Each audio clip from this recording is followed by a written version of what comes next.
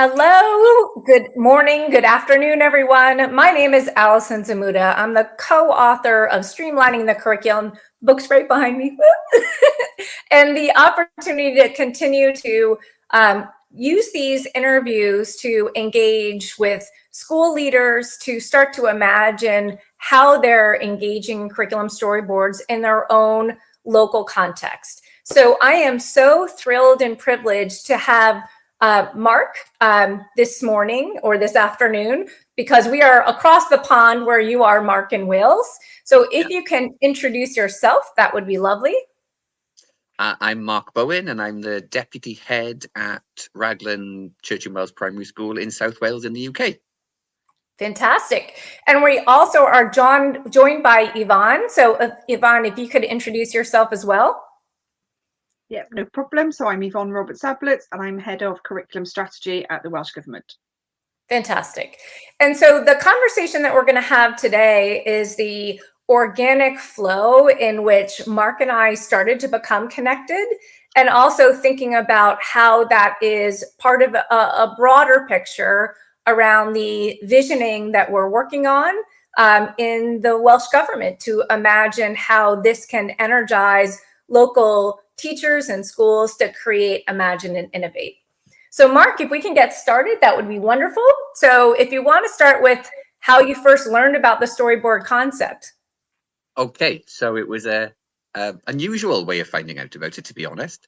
I was sat at home one weekend thinking, how am I going to help our parents and our governors really understand what Curriculum for Wales is? Because as adults, we've all been through one curriculum structure if we've been in state schools in Wales or in the UK, and Curriculum for Wales is a different focus, a different approach to that. So I was finding that it was hard for parents and governors, people outside the profession, to really understand what Curriculum for Wales is and what we're aiming to achieve and what our goals are. So whilst I was musing over this and thinking about how I was going to support our parents, I thought, well, I'll ask Yvonne if she knows of anything that might help me just get this simple message across, which was a Saturday night, and I think I'd got fed up of watching the Masked Singer at that point, because I guessed who it was. And I wasn't expecting Yvonne to reply, but she must have got fed up of the Masked Singer as well, because she replied with, well, have a look at this. And it was a link to a video that you had done, Alison, talking about streamlining the curriculum. And because I thought, well,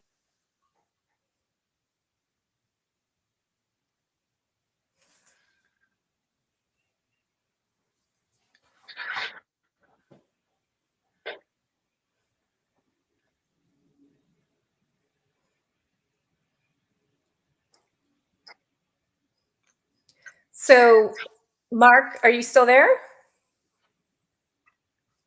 hello? Okay, so I think we're back. So you were talking about the Masked Singer, and you had an opportunity to click on a video that I had done. And how did that start to energize your thinking?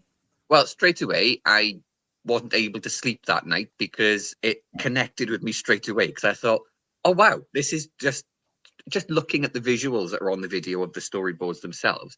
It just made it so clear, so concise, and sort of user-friendly. It invited you to have a look at it. So I was then bubbling with ideas over that weekend and started playing around with it straight away.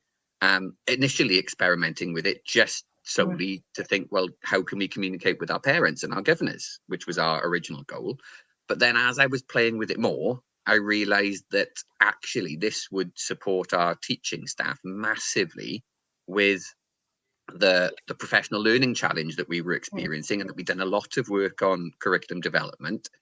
But when it came down to the sort of nitty-gritty of developing the actual learning that was going to take place, there was a lot of big thinking going on in there, and the staff were almost a bit overwhelmed by the possibilities. And I realized that maybe storyboarding would help them just to focus that thinking, bring it down, focus on the purpose, really come back to the core of why you're doing it, rather than being overwhelmed by all their ideas. So that's where we really got hooked into it at that point. And I think that's when I then reached out to you with a few examples going, is this any good? Because I was just experimenting. That's right. And so, Marc, it was just such a refreshing opportunity to see your immediate initial drafts because they were already very solid. And so a couple things that I want to highlight based on what you're starting to clarify so far is that, one, you were immediately drawn in by the images, the opportunity to start to see that this is potentially a clear and compelling way to invite people into the learning journey. And again, what I was hearing you say, Marc, is that you were originally designing this from a parent perspective to give them clarification as to what does this learning journey look like for your children, as well as the governors. But Yeah. I think the other part that I heard you say after is that you also started to believe the power of this for teachers and the opportunity that it helps them get their ideas sorted, both potentially, doing that kind of planning opportunity, but really starting to tune in and start to think about who's my target audience. So I just froze. I don't know about you, but I just missed that. You all disappeared again. Yeah, so I think the interesting dynamic is that when you're starting to imagine who's your target audience, and again, from a classroom teacher point of view, especially as you're taking the lead and drafting a couple of these on your own, how did that work for you when you started thinking about the planning approach when it comes to a multifaceted audience rather than just treating it as a planning tool? Yeah, well, I saw it really as, in terms of our planning process that we'd established, we'd developed, as schools in Wales are doing, we developed our own approach to how we're developing our curriculum within the guidance that's available on our hub. And there was a point at the end of that planning process, I suppose, where we do our medium-term planning, maybe a term ahead, that had always been the bit that I wanted us to work on, because it still wasn't tight enough, it wasn't clear enough, it wasn't purposeful enough. And this sort of came in at the right time, thinking, well, actually, this area that as a staff we all still need to work on, we could actually streamline our process, tapping into the words there, but streamline our process by using storyboards to capture and communicate that last phase in our planning. So our planning process, as we already had, has stayed exactly the same and is evolving as it does with sort of our iterative approach. And this has been the next iteration, I suppose, embedding the storyboards into our planning processes.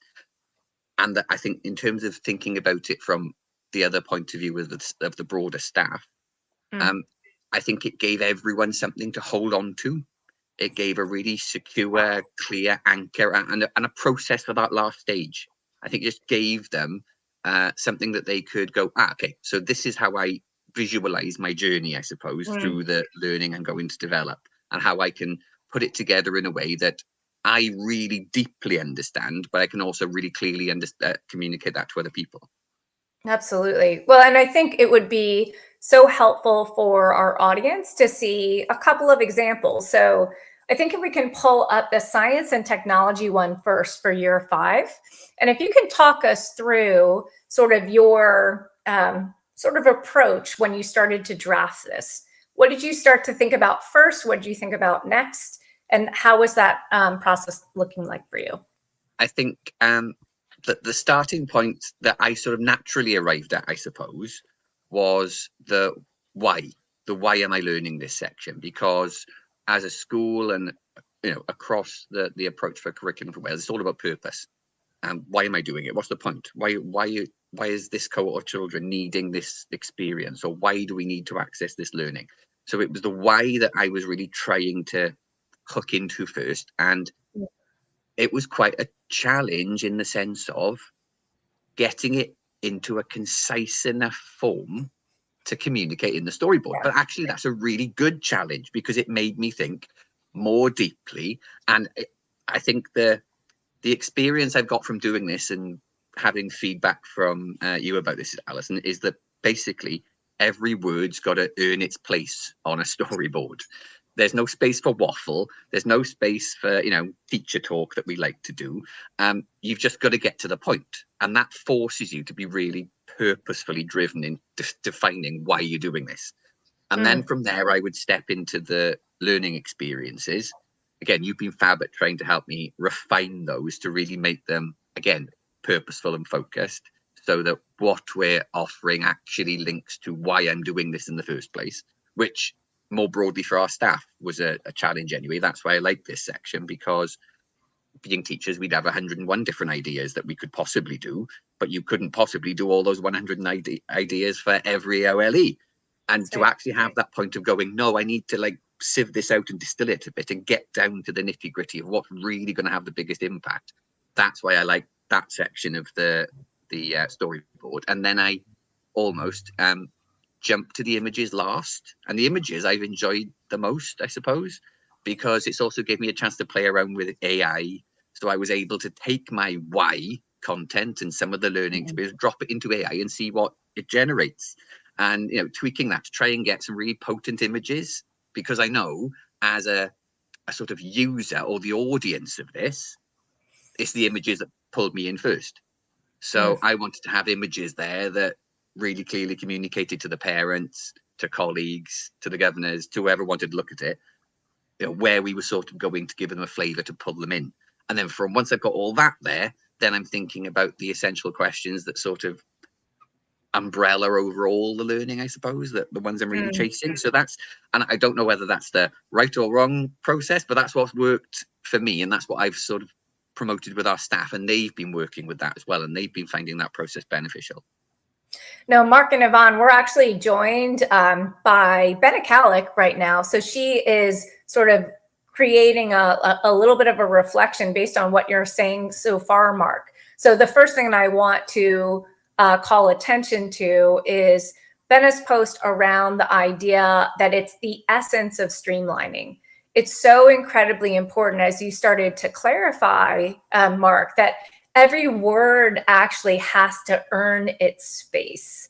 So I love the clarity and freshness of that. It was very much also hard earned, you know, so that the opportunity to think about, it's like the small box is designed to be intentional, so that you're starting to think about, what do I really want to communicate? Are we starting with a question? Does that question lead into the storyline? And how are the storylines connected? So when you're starting to think about the expeditions as we're moving through the storyline experience, it starts to bring me on as a reader, whether I'm a parent or a student or a faculty member, and starting to identify the thread of the journey that you're taking me on, but in a way that feels approachable and compelling and clear. I think the other part that Benna's reacting to as well is the importance of the images. So she said images really make a difference for so many people. We've become such a hook to pursuing the content of the text. And the opportunity to start thinking about, and you know, I so much appreciate, Marc, that you did the images last, you know, so that you're starting to see what should the image actually be portraying. On some level, I liken it to going shopping with a grocery list, as opposed to wandering around the AI halls or the photo bank halls and start to grab things where you're not necessarily quite clear yet on what it's trying to communicate. Yeah. So again, I was so much appreciative of how you approached it there as well. The other thing I want to say is that there's no one way to engage in this process. I know a lot of folks that actually go after images first to actually spark the thinking for their clarification. So it truly is an iterative process, so that it should tell a story both vertically, so one expedition at a time, as well as horizontally across the narrative flow. So Yvonne, I just want to pause for a minute, and based on the conversation you're hearing so far as Marc's starting to talk about his process, based on what you're seeing, what are areas that you're reflecting on right now? Yeah, I think it's really interesting to hear the conversation, because I think one of the challenges that we've had in Wales is, as Mark articulated, moving from the previous national curriculum to the current curriculum for Wales is a different idea of approach based very much on purpose and those wider educational aims. And I think previously what we've had is a curriculum framework that people have used and dutifully used as being a technical delivery. And really what we're seeing at the moment is many practitioners are making that transition from that technical delivery and being wanting to know whether they're getting that right, to trust in their professional judgment that has been placed in them as part of Curriculum for Wales, to make really informed decisions about their learners, their context, and therefore design curriculum. Because in Curriculum for Wales, what they're being asked to do is to translate that national curriculum framework into local curriculum design. And it is a framework, it is not a curriculum. And I think one of the things that some people are finding storyboarding really useful to is making that transition from one to the other. So we're aware that for some people, a template and a format of being able to do that is really crucial to their thinking, but we've got to secure that and ensure that people are not seeing that as a proving tool, that they have done their planning, but actually as a really thoughtful tool that takes them through to that essence of learning and brings them back and forth from that framework when they need that reassurance. And I think that's certainly what it is that we've heard from Mark there, is this is an empowering tool for his staff to be able to go through that thought process and then think very carefully about how you articulate that in a small space. And I think one of the things that we're very mindful of is that in any period of reform and change, quite often that results in lots of things being produced. And schools and teachers are very busy people and organisations. Whatever it is that produced has to be genuinely helpful and have a positive impact on the learners and the learning. And I think what we're trying to support people in the profession to do at the moment is to make sure that anything they choose to commit to paper in that sense genuinely helps them move forward and isn't just something that gets stored in a cupboard or stored on an online drive somewhere. And I think that's where we've seen people move through this idea of storyboarding, is because the streamlining process is not only streamlining their thinking, but it's helping them to navigate what is a significant period of reform. I mean, there's so much richness in that reflection, Yvonne. And I think the first part of it is really trusting the local schools and the local teachers to start thinking about, not am I doing it right, but to start to think about the ways in which learning should be impactful to the learners, that it is very much rooted or grounded in the 4 purposes for Wales.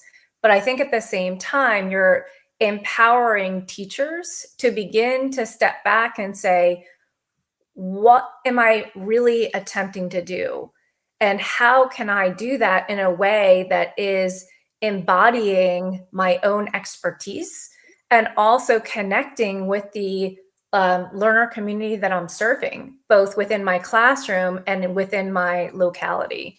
So it's just so fresh that, you know, from a Welsh Government point of view, to begin to open up the door of creating a streamlined approach where the locus of control is really squarely back into the local communities.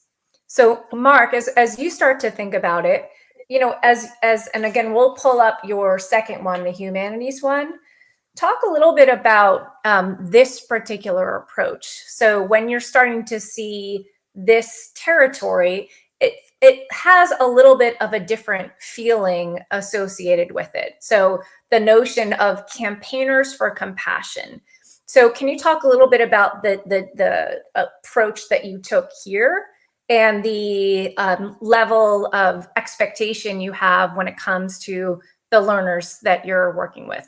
Yeah, of course.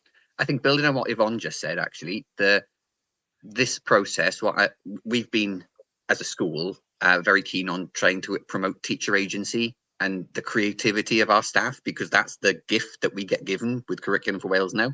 We've got the creativity and the option to create back as teachers rather than delivering something.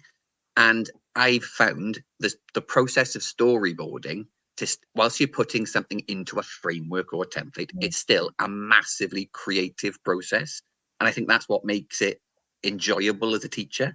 You're not just there going, oh, right, this is the thing I've got to do because that's the last bit of our planning. This is the last sort of creative process before I actually get in front of the children, I suppose. So I think that's, just wanted to add that with what Yvonne was saying about it being a sort of a template, and it's a template with creativity at the heart of it, which is great. In terms of the humanities, the goal I've got for this really is all based around social action.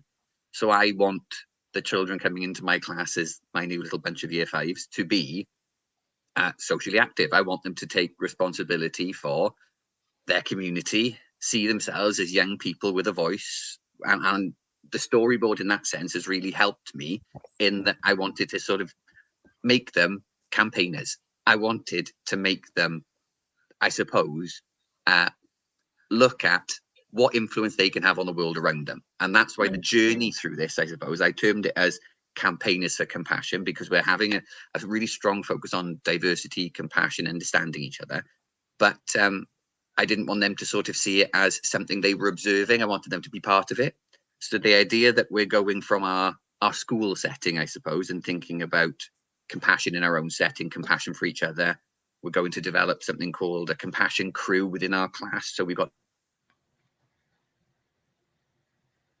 a little team looking at the history of compassion and diversity in Wales, particularly pertinent for our school because we're really close to where some of the Chartist trials took place. So we'll be delving back into history in terms of compassion and fairness and equity, and then actually jumping forward to the modern day to look at the Senedd, visiting the Senedd, our Welsh Government, and understanding how that is now working for them in the 21st century and how they are part of that as well, to ultimately lead them to take on some kind of social action in our local community, which they will be, at the heart of deciding what we're going to do. But this has been really useful to help me build the experience to the point where they then will be equipped to do something really purposeful, because they won't just be doing a token gesture. They'll have a really good understanding of our school themselves and each other, an understanding of the history of Wales and where we've come from and where we're going and the future of Wales and what the priorities are now, so that they are then in a really informed position to take action themselves. So that's why the storyboarding approach, the journey across the storyboard, was really helpful to clarify that for me. And when it comes to thinking about the potential impact it's going to have on learners, what are you imagining when you're starting to integrate that into your classroom experience for your young ones? I think more broadly, what I want us to do by the end of the year, this is the first step in a longer journey across our school year.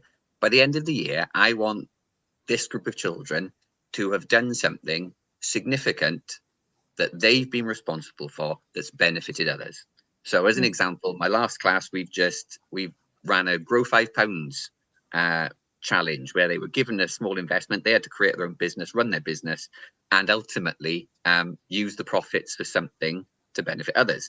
That class made £1,700 and donated all of it to charity, and people were, overjoyed with that benefit. I want this next class to have a similar experience, because those children were absolutely stunned that they'd had this real world impact. That just those little people in that class had done all these things for these people in our local area around the world. I want this new class to have that same experience, but I want them to have the choice in how they do it.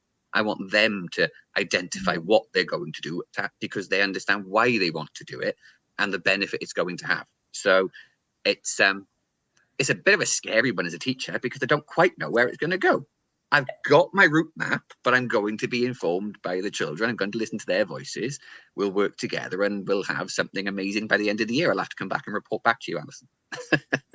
No, I would absolutely love that. And again, I think that's an interesting dynamic too, is that when you're starting to lay out a storyboard, you also have to start thinking about, in what ways am I doing this to plan my learning out so that learners and families have a better understanding of the approach. But what you're also leaning into now, Marc, is the opportunity for students to very much be co-collaborators, co-conspirators in that journey design. Because once you're starting to see if I can open up or if I can loosen the reins a little bit and start to think about what area do you want to focus on or pay attention to. And so you're actually crafting a piece of the storyboard together. So I think it's really interesting and impactful.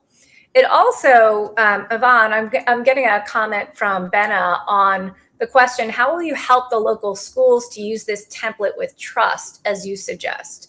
Meaning that really thinking about how we're beginning to orient this template or this structure as a place to build teacher agency and student agency at a local level. Yeah, I think one of the things that's important, I think that you know, Marc has articulated incredibly well there, is that this is about making sure that the principles that sit behind Curriculum for Wales around that agency of professional judgment, sitting alongside that being informed from a learner's perspective. There's a balance to be had with all of those things. I think we've seen people over the last couple of years, as they've navigated the reform, being in a position where learner informed has become, we do what it is the children want to do. And actually what I'm hearing an awful lot from what Marc is saying is that there is a collective understanding in the school around what the local needs are, what those children need that's in Marc's classroom and wider across the school. And therefore that is helping to inform the processes that are needed from a planning perspective. And I think really it's going to be the responsibility of us as government to say, well, this is a tool if you're struggling with a particular aspect, but there are very many tools that you can use, but it's ensuring that you understand why you're using them and what it is the problem you're trying to solve. And I think that then speaks to very many of the principles in Curriculum for Wales about ensuring that the learners are at the heart of this, and that it is a learning journey for them that helps them to become who they want to be. And very much, I think what we're seeing around the differences in people who are really focusing on this type of curriculum, what Curriculum for Wales is about, is enabling their planning tools and their teaching to ensure that it helps with learners and their intrinsic value of learning and how that helps them to become lifelong learners. Because I think what we've seen in the past potentially with previous curriculum is we believe that the learning will automatically come from the amount of time and effort we as practitioners place in planning. And I think what we've ended up with is an awful lot of planning documents and perhaps some confusion as to, well, what has the learning that's happened and what has been the impact on the learning of everything I've done. And I think what we're trying to slowly do as a system is enable that agency to come from the position of, we have very many trained, excellent practitioners. We as government trust those practitioners to do what is best in their classrooms with their children, because they know their children better than what any policy can possibly say for all of the different 1,400 different schools that are across Wales. And quite often the challenge that we have at government is saying, well, it feels a little bit loose. It feels as if actually there are 1,400 different curricula that will happen in Wales. Where's your consistency?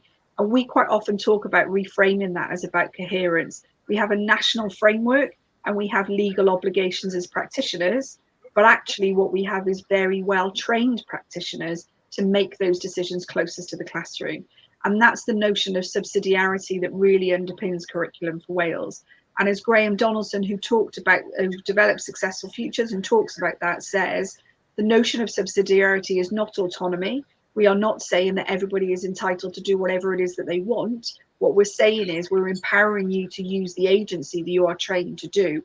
But if you need something, it is the role of other areas of the sector to communicate that and provide you with those tools. And we have heard loud and clear from the profession that we need some specific support. And we have found that these types of templates around storyboarding just provide that bridge for now until people become more familiar with the reform. Yeah, I mean, Yvonne, it's just such a beautiful and refreshing perspective to hear about a government that truly is sort of clarifying and demonstrating a level of vision as well as compassion in the professional judgment of the learning professionals. And so the opportunity is that it's, as you were starting to say, it's not a focus on pure autonomy. It's actually something that's a bit different. And so can you talk a little bit about the 4 purposes as part of the core of the Welsh framework? Yeah, so the 4 purposes really articulate what the educational aims are of our system.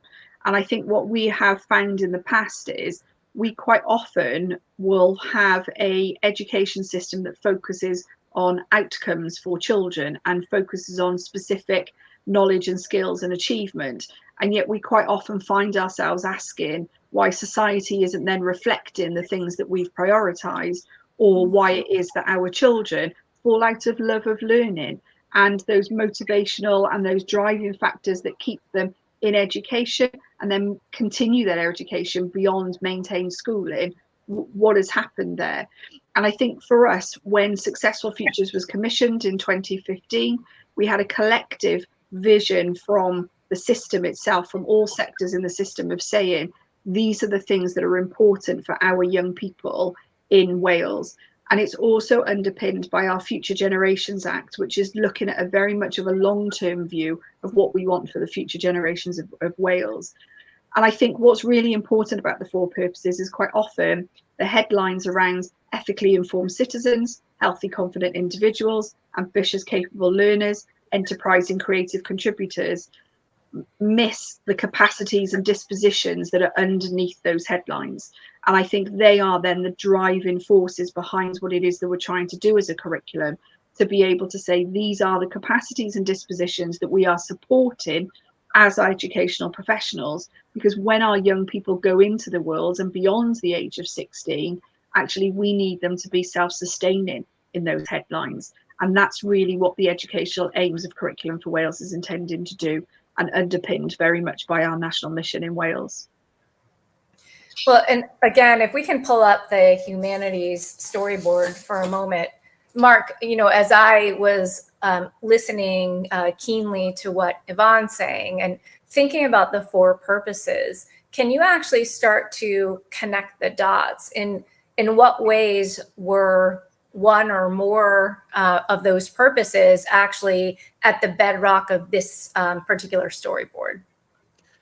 I think the most obvious one that jumps out is the ethically informed citizens. You know, we are growing these little people who are going to be the people who look after us in our old age and lead the future of our country. So the idea that they are starting from their very early learning experiences to understand what ethics is. You know, when I was in primary school, I didn't talk about ethics or what was fair and equitable. I was just copying things out of textbooks.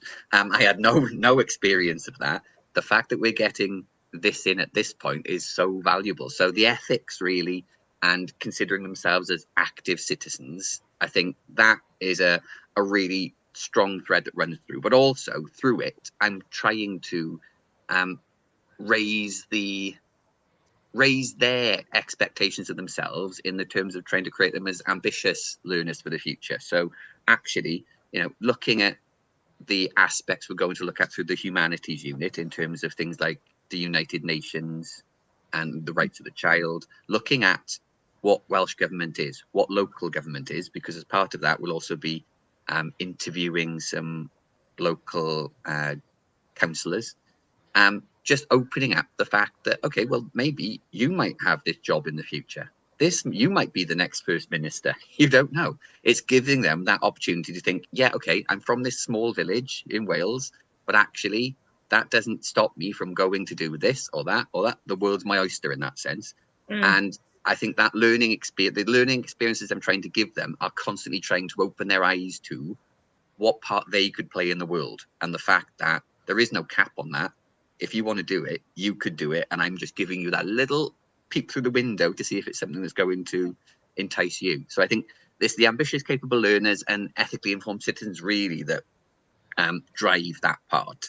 But then you're also, the fact that they will hopefully develop a sense of themselves, you're also going to be touching on their mental health and their well-being and their understanding of themselves as a person. So it's something that we're trying to bleed through all the time, I suppose. When Curriculum for Wales first arrived, I think lots of us in the profession thought that you had to sort of be labeling this. Oh, I'm going to do in this lesson, this is going to be a ambitious, capable learners lesson. But actually, no, because they're the goals that we want for our learners when they leave our education system, as essentially adults. So we're just constantly drip feeding these in all the time with that awareness that it's pretty much, if you look at them, it's what you'd want a good quality human being to have. You'd want them to have those dispositions, those purposes at their core. So it's constantly sort of trickling through everything we do. But certainly with this one, it is largely focused on them as people and becoming ethically informed.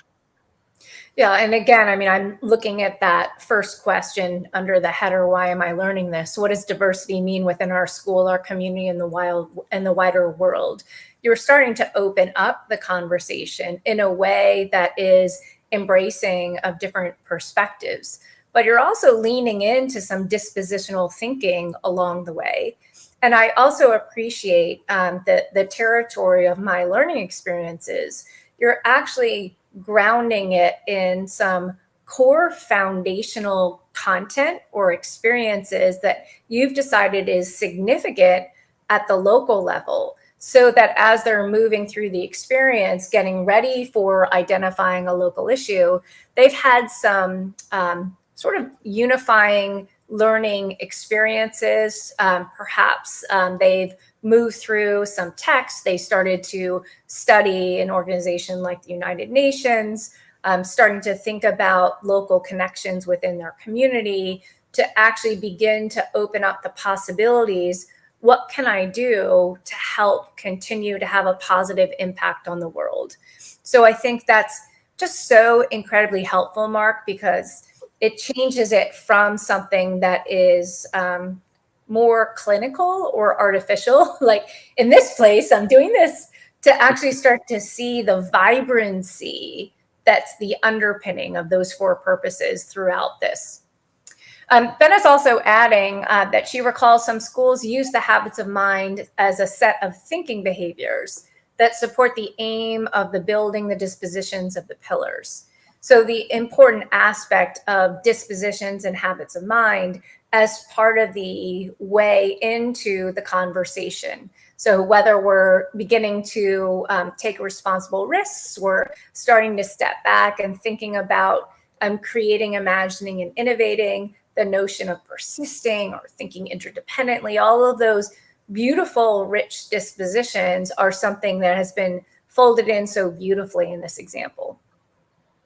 So in terms of thinking about the impact it's had on your families, based on some initial drafts that you created, and again, Marc and I have been connected for probably about 3 to 4 months. So really starting to think about like just going back and forth and giving an opportunity for some quick feedback. And Marc, as you started to describe from the very beginning, when you first started to see the storyboards, usually once you get feedback, you're basically up all night and saying, okay, I had to go after all of this all at once in terms of continuing to think about the feedback. So how is it actually starting to impact the families that you work with? Well, interestingly, during the last term, so the last few months, I'd been running a number of workshops for parents to help to start communicating what Curriculum for Wales was in a sort of slightly friendlier way, I suppose.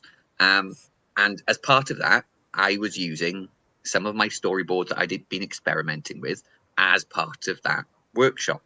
And it was noticeable how much more engaged the parents were. I don't know what it said about me, to be honest, but how much more engaged they were when one of those popped up on the screen, or I gave them a paper copy of it, because straight away they were heads down into it, looking at it, talking about it with, other parents that didn't necessarily know very well, just having a chat about the learning. And at the end of those workshops, the feedback that I got back was, well, overwhelmingly positive. And yeah, we're coming to they did come to, it was a series of them, and people came back, so they must have gone well.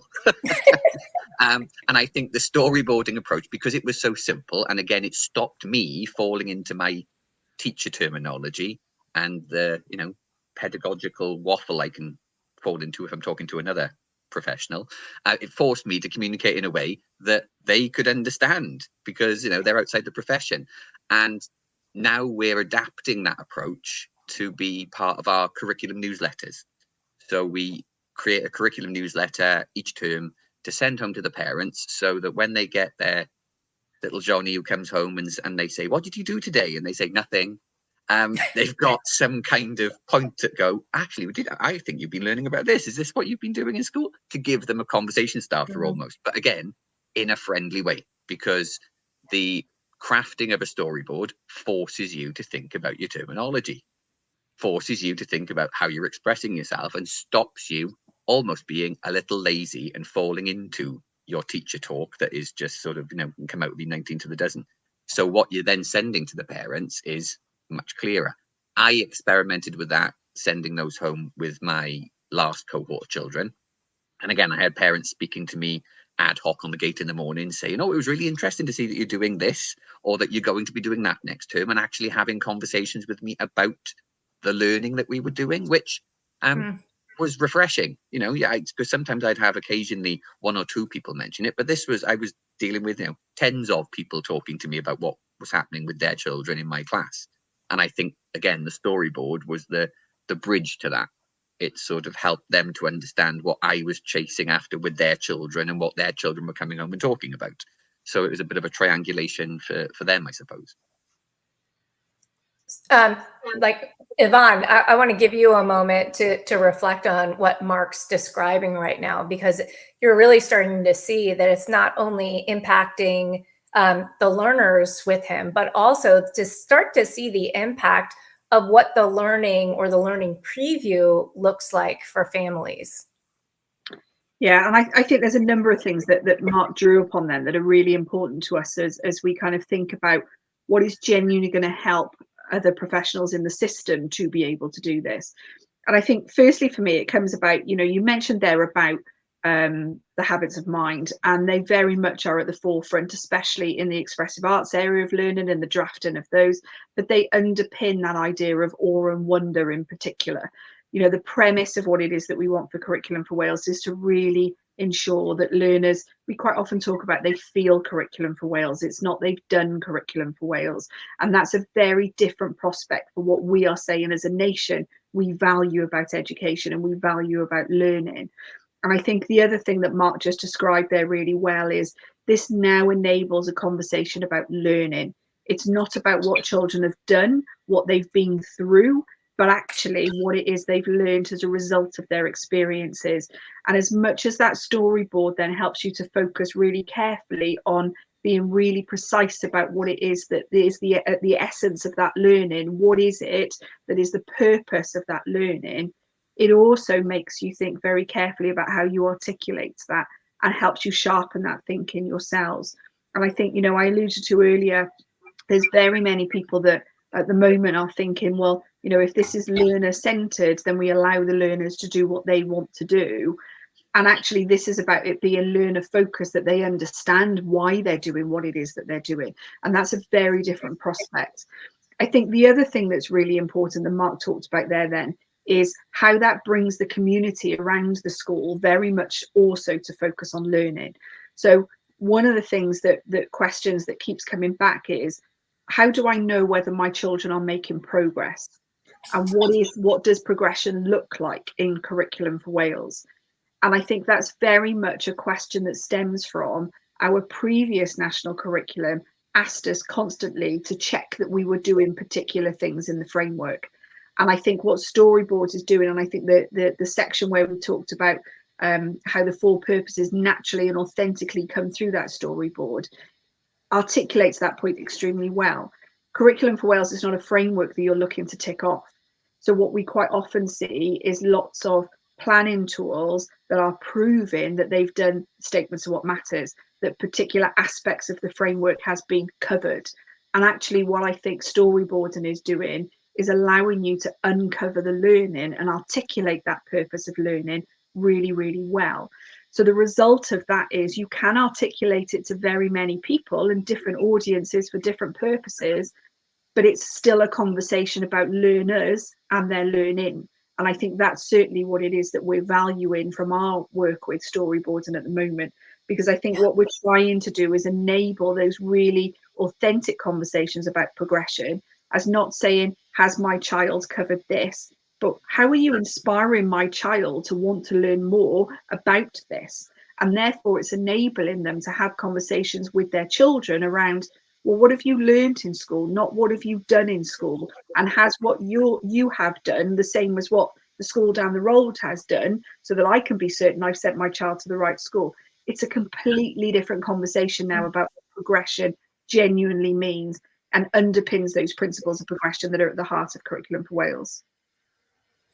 I took so many notes down as you were talking, Yvonne. I think one of the things that just stood out to me immediately is you want for your learners to feel the curriculum for learning.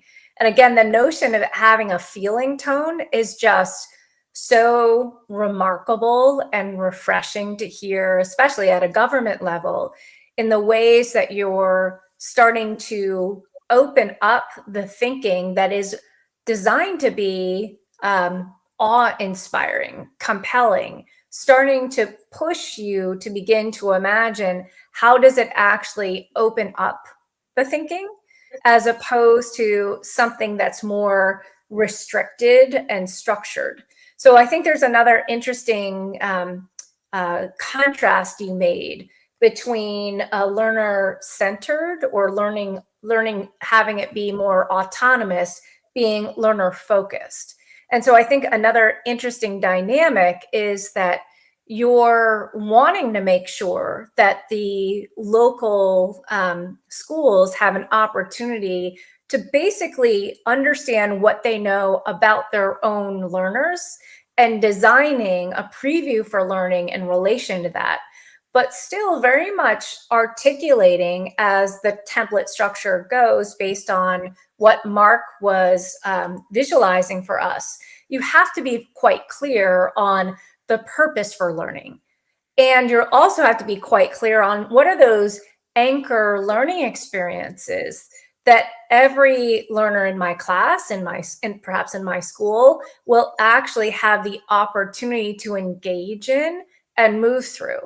And ultimately, that's really the territory of that connection with the progression of learning. So the notion of trying to think about how are we starting to move away from an externally mandated set of assessments or benchmarks that are telling the external what they need to know, and actually starting to think about how do we engage our learners to actually help document their learning journey with their teachers, with the school, to begin to say, here are areas that I have not only grown in my understanding about a particular content, but truly, how am I understanding myself as a result of the learning journey? And I think finally, Yvonne, I just wanted to also emphasize that the notion of articulation, and it goes back to something that Marc was saying a few minutes ago, that sometimes we get into sort of a habituated state where when we're planning documents and articulating, we can get a little bit, you use the word, Marc, you use the word lazy. It's like you just go into a pattern really of how we talk to professionals. And we're assuming that the way professionals speak to one another is clear enough so that families can actually start to work their way through it. But the opportunity to articulate in a way for all of the audience members to see is something that is so refreshing and vital and impactful, especially as Marc started to clarify that parents were immediately starting to look and examine, but also the conversation. It's not just about how is my learner faring in your particular class, but truly, Marc, as you started to clarify it, it's how am I actually as a parent previewing the learning experience and starting to connect on that level as well. So it's just been such a refreshing opportunity to hear from both of you.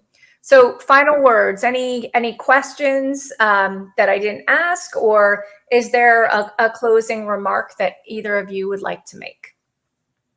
I think I'd just say something that probably makes me sound like a massive geek.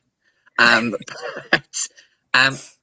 that I've never before been proud of my planning.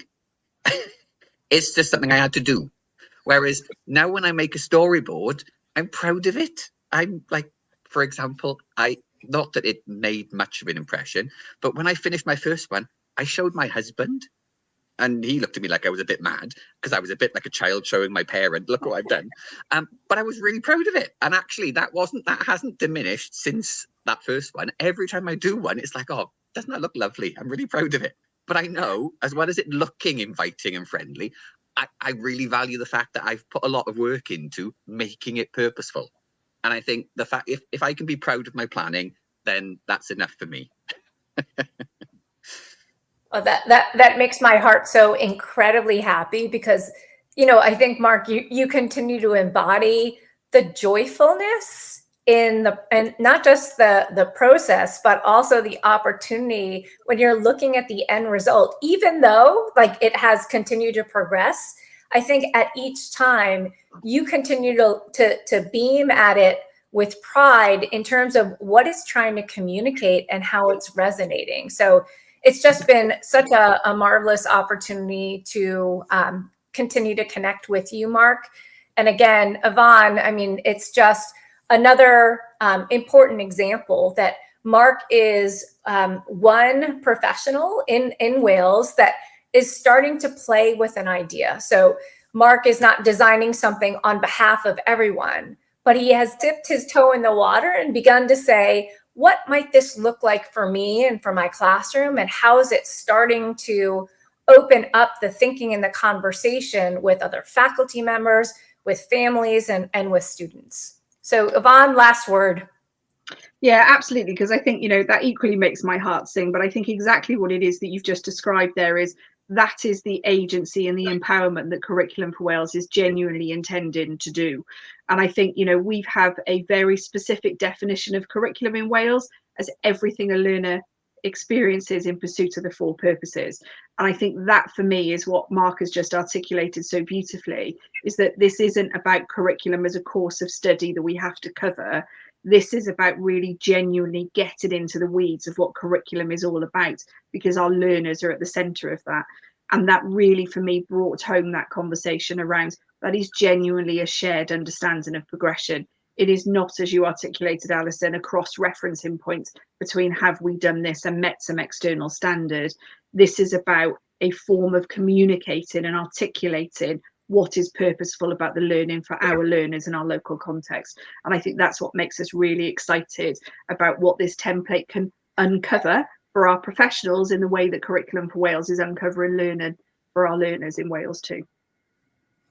Well, Yvonne, Marc, thank you so much for spending a little bit of time with me today. And again, tune into our YouTube channel to see more interviews from around the States and around the world. And this will be very much part of that YouTube channel. But again, the continued work that Marc and Yvonne continue to do, we'll check in with them a little bit later in terms of thinking about how it's playing out. So again, Marc, Yvonne, wonderful to spend time with you, and take care. Have a wonderful rest of your evening, and looking forward to our next conversation.